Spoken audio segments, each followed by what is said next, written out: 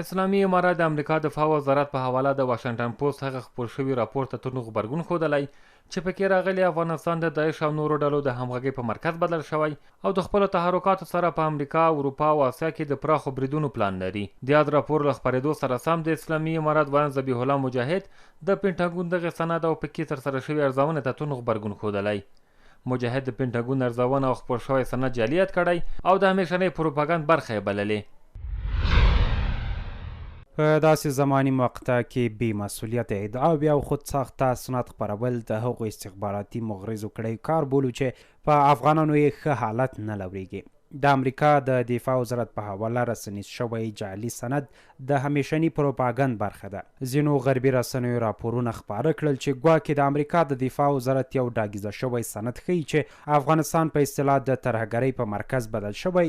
موږ دا ادعا په کلکه ردوو. که څه هم اسلامي امارات په دې وروستیو کې پر داعش ډلې عملیات زیات کړي او د هیواد په بیلابیلو برخو کې مرکزونه له منځه وړي دي، خو په دې راپور کې افغانستان د داعش ډلې د همغږۍ د بدلېدو مرکز زیات شوی.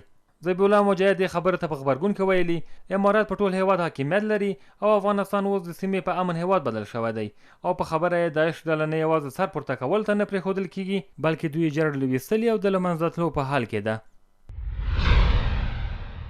دا چې د اسلامي امارت له تعهداتو او عملي اقداماتو سره سره بیا هم افغانستان نړۍ ته خطر معرفي کیږي او د دې پر ځای چې دلته د موجود امن، ثبات او اسلامي امارت د مثبتو پیغامونو هرکلی وشي، دا ډول مغرضانه راپورونه د دې ښکارندوی دي چې په امریکا کې ځینې کړۍ لا هم افغانانو سره له کینې او دښمنۍ څخه نه دي لاس په سر شوي. ټول باید په دې پوه شو چې اوس عامه ذهنیت په دا ډول ناکامه هڅو نه تېرېستل کیږي. شنونکي هم د پینټاګون په حواله خپاره شوي اسناد د هغو توطیو او پروپاګانې یوه برخه بولي چې له مخې یې امریکا غواړي افغانستان یو ځل بیا نړۍ د ترهګرو د روزنې او پالنې مرکز معرفي کړي او خپلې سیاسي موخې ترلاسه کړي. افغانستان په تروریزم باندې باور نه لري.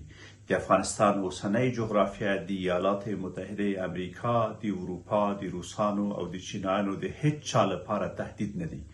که چیرې امریکا داسې یو ثبوت لري نو کولی شي چې مخامخ د افغانستان د اسلامي امارت سره خبرې وکړي. طالبان په بل هر څه تورنېدی شي خو د داعش په وړاندې د مبارزې په ډګر کې هغوی ژمن دي او داعش د نورو ترڅنګ طالبانو ته هم تهدید دی. له دې کبله پر طالبانو دا تور لګول چې د هغوی په وجود کې به داعش رشد کوي ما ته سمه او منطقي خبره نه ښکاري.